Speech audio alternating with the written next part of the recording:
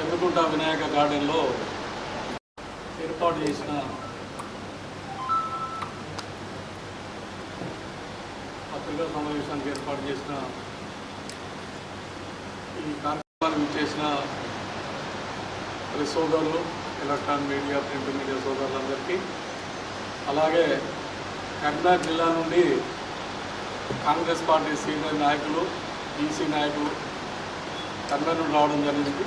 మరి వారందరికీ కూడా, అలాగే మరి మా జమ్మికుంట కాంగ్రెస్ పార్టీ నాయకులందరూ పేరు పేరునయ్యా మా ప్రజాప్రతినిధులు, కాంగ్రెస్ పార్టీ నాయకులు, కార్యకర్తలందరూ కూడా నేను పేరు పేరున హృదయపూర్వక నమస్కారాలు తెలియజేస్తూ ఉన్నా. మరి మొన్న ఒక 4-5 రోజుల నుండి కూడా గౌరవ మంత్రివర్యులు, పేదల పెన్నిధి, బడుగు బలహీన వర్గాల ఆశాజ్యోతి అయిన పొన్నం ప్రభాకర్ అన్న గారి మీద మరి ఈ స్థానిక ఎమ్మెల్యే కౌశిక్ రెడ్డి మరి నిరాధారమైన ఆరోపణలు చేయడం జరుగుతూ ఉన్నది. అట్టి విషయంలో మేము అందరం కూడా ఇక్కడ ఏకగ్రీవంగా మరి ఆరోపణలన్నీ కూడా మేము ఖండిస్తూ ఉన్నాం. కాంగ్రెస్ పార్టీ తరఫున, మరి బీసీ నాయకుల తరఫున, జిల్లా నాయకులు అందరి తరఫున ఖండిస్తూ ఉన్నాం. కౌశిక్ రెడ్డి వయస్సు, నా రాజకీయ అనుభవంతో కూడా ఆయన వయసు లేదు. ఫస్ట్ రాజకీయ అనుభవం, అవగాహన ఉండాలి ఒక నాయకునికి. మరి సర్పంచ్ కాదా, ఎంపీటీసీ కాదా, జెడ్పీటీసీ కాదా, ఎంపీపీ కాదా, మరి స్థానికంగా వేణువంకలో ఉండి మరి ఇక్కడ చదువుకొని మరి ఇక్కడ పరిస్థితులను అవగాహన చేసుకున్న వ్యక్తి కూడా కాదు. ఎక్కడో హైదరాబాద్లో పోయి క్రికెట్ ఆడుకొని మరి వచ్చి రాజకీయాలలో కాంగ్రెస్ పార్టీ భిక్ష, కాంగ్రెస్ పార్టీ తరఫున పోటీ చేసినప్పుడు మరి 63,000 ఓట్లకు రావడం జరిగింది. కాంగ్రెస్ పార్టీ నాయకులు, కార్యకర్తలు, అభిమానులందరూ కష్టపడతాయి. కాంగ్రెస్ పార్టీకి మోసం చేసి టీఆర్ఎస్ పార్టీ పోయిండు. మరి టీఆర్ఎస్ పార్టీ పోయిన తర్వాత కూడా చైల్డ్ మెంటాలిటీ అంటే పిల్లగాడు, మానసిక పరిపక్వత చెందలేదు అతను ఈ రోజు వరకు కూడా. చెందక మీ అందరికి తెలుసు. మరి తమిళసై కాంచెలు సురువు చేస్తే మరి రాష్ట్రం వరకు అన్ని వ్యతిరేకత, అందరినీ కించపరిచే విధంగా మాట్లాడుతూ మరి తెరకెక్కి తెలిసిన వ్యక్తి అయిన మరి మా పొన్నం ప్రభాకర్ అన్న గారు ఉద్యమకారుడు. మరి పార్లమెంట్లో మరి ఫోరం అధ్యక్షునిగా ఉన్నప్పుడు కూడా తెలంగాణ రాష్ట్ర సాధన కొరకు మరి వారు పోరాటం చేసిండ్రు. కర్ణాటక జైలుకు పోయిండ్రు. మరి ఆనాడు ఈటల రాజేందర్ గారు జైల్లో ఉన్నప్పుడు, ప్రభాకర్ జైల్లో ఉన్నప్పుడు మేము అందరం కూడా మరి వారికి తోడుగా పోయి వారిని మరి పరామర్శించిన సందర్భాలు ఉన్నాయి. నీకు పోరాటాలు తెలియదా, ప్రజలు తెలియదా, ప్రజాస్వామ్య విలువలు తెలియదా, మరి నువ్వు ఏదో నీ కుటుంబం నువ్వు మరి మేము ఓట్లేకుంటే మేము మరి మా శవయాత్ర రావాలని చెప్పి బ్లాక్మెయిల్ చేసి మరి నువ్వు గెలిచిన వ్యక్తివి. నీకు మోరల్ వాల్యూస్ తెలివై, ఎథిక్స్ తెలివై, నీకు రాజకీయాలలో అసలు అనుభవం లేదు. మరి పొన్నం ప్రభాకర్ అన్నకు అపారమైన రాజకీయ అనుభవం ఉంది.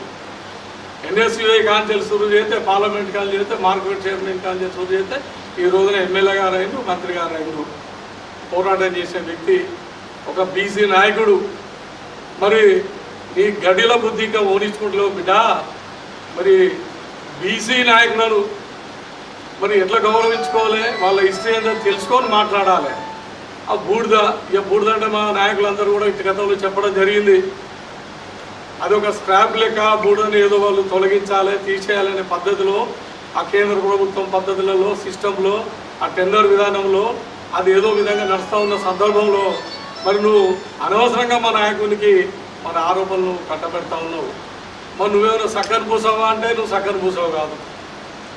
మా మహేంద్ర అన్న చెప్తాడు, ఊకే 25 లక్షలు 30 లక్షలు తీసుకున్నావు కౌశిక్ రెడ్డి, నీకు దమ్ముంటే హనుమాన్ టెంపుల్కు రా, నేను నా పిల్లలతో వస్తాను, నువ్వు కూడా పిల్లలను తీసుకురా, ఆడ ప్రమాణం చేద్దామని అన్నాడు. మరి ఈ రోజు వరకు సవాల్ స్వీకరించి వచ్చినావా? రాలేదు. అంటే నువ్వు తప్పు చేసినట్టే కదా. మరి అధికార పార్టీ అండతో ఆ రోజున టీఆర్ఎస్ పార్టీలో మేము ఉన్న సందర్భంలో కూడా నీ అంచర్లో పెట్టుకొని మరి ఇసుక రవాణా చేసినప్పుడు మరి ఆ ప్రాంతాలలో ఉన్న గండపల్లె కావచ్చు, తనులు కావచ్చు, శందుపల్లె కావచ్చు, గ్రామ ప్రజలు రోడ్ ఎక్కి అడ్డుకున్న సందర్భంలో నువ్వు వారందరిపైన కేసు పెట్టింది వాస్తవం కాదా? అప్పుడున్న పోలీసు వ్యవస్థతోని నువ్వు బెదిరించి మరి వాళ్ళని పోలీసు స్టేషన్లో వేసింది వాస్తవం కాదా? దందాలు చేసిన వ్యక్తివి నువ్వు, తప్పులు చేసే వ్యక్తివి నువ్వు. ఒక మంచి నాయకుడు, ప్రజానాయకుడు, పదవులు లేని రోజు కూడా కాంగ్రెస్ పార్టీకి కార్యకర్తలు కాపాడుకొని పనిచేసిన నాయకుడు నువ్వు. ఎక్కడ అధికారం ఉంటే అక్కడ కాంగ్రెస్ పార్టీ చేరుతీవి. నా అన్నున్నాడు, ఈయనున్నాడు, ఆయనున్నాడు అని అప్పుడు అంటివి, ఓడిపోతేవి. మళ్ళీ ఏం చేసావు? టీఆర్ఎస్ కత్తివి. మళ్ళీ టీఆర్ఎస్లో మోసం చేతివి, బ్లాక్ మెయిల్ చేసి గెలితివి. ఇంత గెలిచినాక మనం మమ్మల్ని బదనాం చేస్తున్నావా నువ్వు? ఇప్పటికైనా కానీ కౌశిరెడ్డి, ఇక నేను గారంటే కూడా దాదాపు నాకు ఒక 36-37 ఏళ్ళ అనుభవం ఉంది. నీ వయసు భవిష్యత్తు అంతే ఉంటుంది. నిన్ను గారంటే కూడా కొంచెం ఇబ్బందే. సంస్కారం ఉన్న వ్యక్తి అయితే గారంటే బాగుంటుందేమో. కౌశిరెడ్డి, నీకు ఒకటి చెప్తా ఉన్నాం, మా నాయకుల మీద కావచ్చు, మా పార్టీ కావచ్చు, మా ముఖ్యమంత్రి గారి మీద కావచ్చు, మా పార్టీ నాయకుల మీద కావచ్చు నిరాధారమైన ఆరోపణలు చేసి ఏదో టీవీలో వస్తుంది, పేపర్లు వస్తుంది, నేను పెద్ద దండి ఉంది అనుకుంటున్నా. కానీ ఎవరైతే ప్రజలు నీకు 80,000 ఓటేసి గెలిపించారో మరి మొన్న నీకు ఎంత మెజార్టీ ఇచ్చారు? ఎంత ఇచ్చారు? 47. అంటే నీవు సగానికి పడిపోయినావు. ఇప్పటికే రాబోయే రోజులలో నువ్వు శూన్యమవుతావు. అదే నువ్వు ఏ పద్ధతినైతే గెలిచినావో, ఏదైతే తప్పుడు ప్రచారం చేసి గెలిచినావో, రాబోయే రోజులలో నీకు ఆ పదవి ఎట్లా పోతుంది, ఆ పదవి అట్లా కూడా పోతుందని చెప్పి ఈ సందర్భంగా తెలియజేస్తున్నావు. మా నాయకుడి జోలికి కానీ మా పార్టీ జోలికి కానీ వస్తే మాత్రం సీరియస్ ఉంటుంది. నువ్వు ఒకసారి ఆత్మవిమర్శ చేసుకో. నీ కుటుంబం వ్యతిరేకతేనే, నీకు నువ్వే వ్యతిరేకత. అన్ని విధాలా కూడా నువ్వు అసలు సూటబుల్ వ్యక్తివే కాదు. ఆ పిల్లగాని నా దృష్టిలో అయితే నువ్వు ఇంకా పరిపక్వత చెందలే. మాట్లాడతాడు, షో చేస్తాడు, ఏమో మాట్లాడతాడు, ఏమో చేస్తాడు, అంత గబదనిపిస్తుంది.